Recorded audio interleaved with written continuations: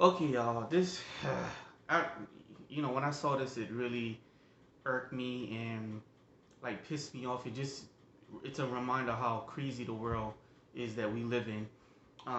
This story, just to get right into it. This is a story about a 2-year-old boy shot dead on Detroit Interstate. Okay, so let me just get right into it. Okay, this happened in Detroit.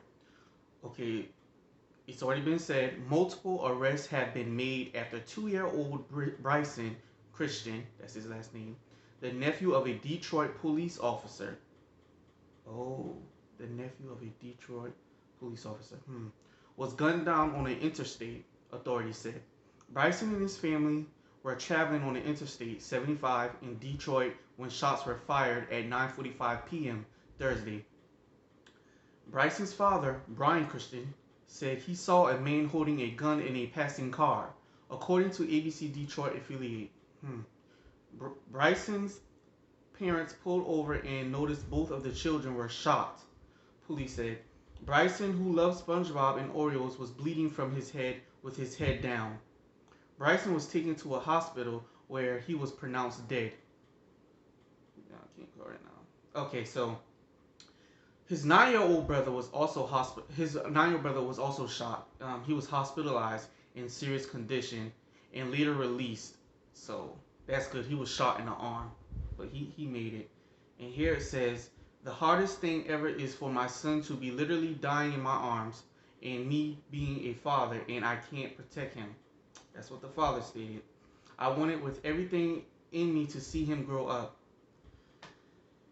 The, the heinous crime has sent shockwaves throughout our community, and our department is devastated in mourning, Detroit Interim Police Chief James White said in a statement. I am devoted to bringing local law enforcement leaders together at the table to put an end to the senseless violence plaguing our community. Little Bryson deserves a chance to grow up. Okay, so according to the state police, they said local and federal law enforcement are helping with the ongoing investigation. Okay, so they said multiple arrests has been made, but I guess they want to continue to look further into it. Um, so I've been reading up on this, and for me, I was just like, that doesn't sound right. So you mean to tell me someone just randomly just saw this car and just a random shooting and shoot these kids up? So I'm not gonna lie to you, and I'm not saying the father or the mother is guilty or they were living a lifestyle. In the news, they look like family type people. You know what I mean? But they say looks can be deceiving. But for me, I was just thinking about that other story. Remember, what was it? It was a little girl. I forgot her name. It was a little girl shot at McDonald's. Um, y'all. Oh, I hate when this happens because I'm trying. Let me see, because I want to find this out right now. Girl shot at McDonald's. Because I want to remember her name. Um, is this it? Come on, y'all can show the picture. See, that's why I hate doing this on this one. Okay, well, anyway, it was a girl. Yeah, Jocelyn Adams. Remember Jocelyn Adams? Her and her father was at McDonald's, and the car got shot up.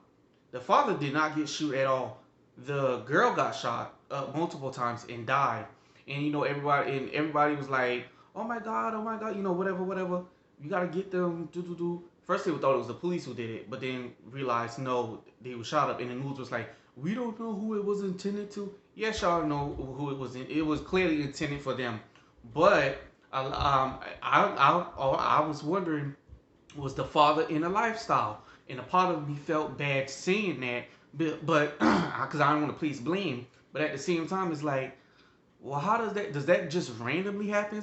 And yeah, sometimes that could happen. And some people from that area were commenting, that's from Detroit or whatever. They say that freeway, it happens often. So I guess not often like every day, but like it happens more than enough times to be happening that people just randomly. I guess it's a game. They play a game. Or they just randomly kill people, and that's ridiculous to me. But I remember with the Johnson Adams situation, I speculate, was the daddy in a certain lifestyle? Is that why they were targeted? And come to find out, lo and behold, yes, the father was in a certain lifestyle, and that he was peeing on the op's grave allegedly and stuff like that. He even did a whole interview. It was a horrible interview to watch, by the way, y'all. It was a horrible interview to watch. He had like no real accountability at all. But that's a different story that happened with Jocelyn Adams. Unfortunate, but yeah, with this situation, I just thought to myself, is that this situation too? Is he in the lifestyle, or was in the lifestyle, and somebody's coming back for him, and they saw his kids, and that happened. I don't know, and I don't want to say he is, but I'm just saying that's what some people are speculating, including myself. But according to some people in the comment section who live in Detroit or that area, they say that Interstate, that freeway, is known to have people do random shootings. And I think it was his grandmother in the video who stated that it's getting out of hand and it needs to stop, and she's going to be there to at every trial to make sure that justice is served and whatnot. But it is just crazy that we talk about. I just want to say this, right? We talk about how Black Lives Matter, and of course it does matter. And I'm gonna say this: oftentimes we have the media show us a case of a black person, and some of the times I'm gonna just keep it real with you. Some of the times our black people, we put ourselves in that situation. We do. It's just certain stuff you just don't do, and then scream it's because you're black. No one tell you to pick up the knife and try to stab someone. No one tell you to beat the officers up and grab the taser and try to get them in the face.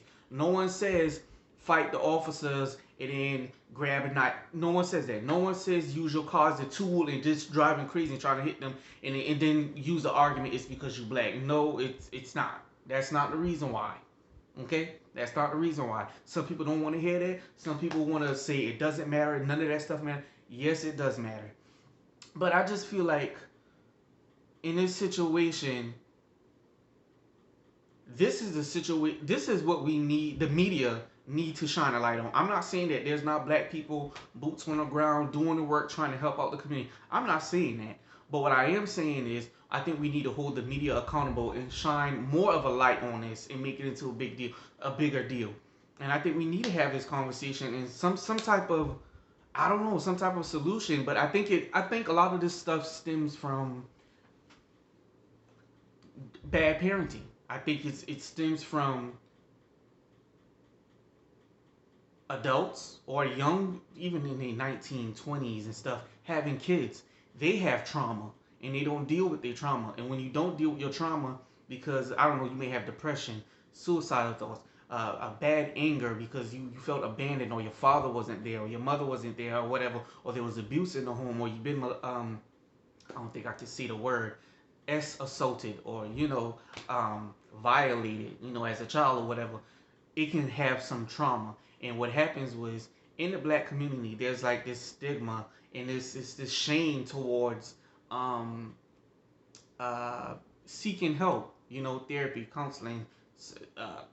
It's like a thing. It's like whatever, you know what I mean? It's being treated as not so serious, or you can come out of that, or you can change your attitude if you want to. So there's shame on that with dealing with psychiatrists and stuff, therapy and getting counseling and stuff. There's like some shame around it, and it's not being taken seriously, and it should be, because it could help our future offsprings.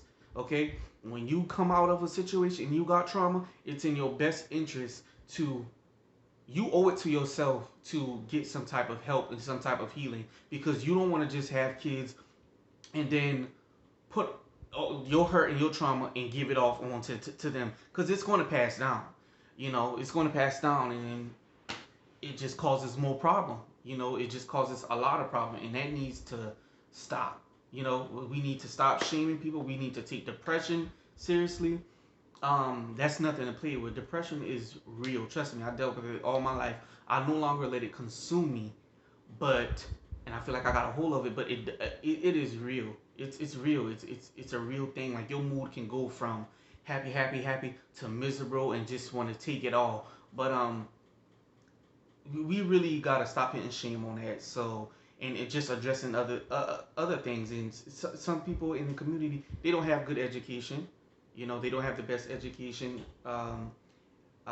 That's when you don't have the best education, you get when you don't have the best education, you're not going to learn what you need to learn. Okay, you're not going to need the areas are bad. The education, you're not really learning anything. People turn to the streets and stuff like that. They want a sense of belonging. They want to create like a family in a way. So you got a bunch of damaged kids, you know, coming together, and it feels like family. And oftentimes they speak like that. They say, "Oh, that's my family." Don't call it a gang. They get offended sometimes too when you say gang. No, there ain't no gang. That's my family. That's my family. That's like my family. You know, it's not like that. Y'all always want to call everything a gang. They get all defensive and whatnot. But the truth of the matter is, it is what it is. It's a gang, and y'all are all miserable, hanging together, and trying to recreate your own family in that way, in a sense. But there's nothing healthy about that at all. And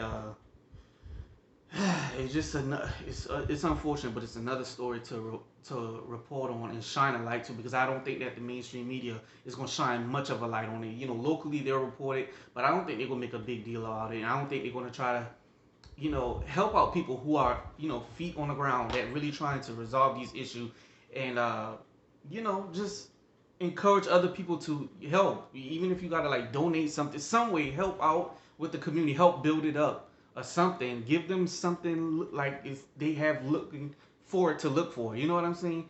It's just, I don't know. I can barely speak right now because it's just like, as I reading it, it's more stories on there with crazy stuff happening. So it's just like I can't keep up with all these stuff. But I just thought I'd talk about this, shine some light on it, and share your comments, hit the like button. I see my views are going up. More and more people are watching, and it's encouraging me to just keep come out and do stuff like this and share the news with you guys. But please, it don't hurt to like it. It don't hurt to share it, subscribe, and please comment. I would love to see what you guys have to say about this and share your thoughts. But yeah, apparently it commonly happens in that area, and they're trying to get a hold of it. But people are like, I just don't understand how people can just say, "Hey, I'm randomly going to shoot somebody," and you have to have some type.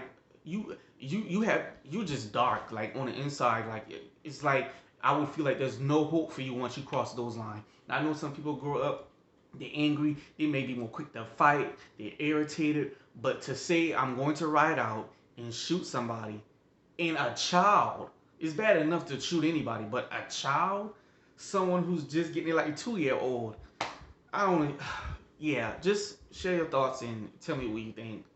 Crazy world, man.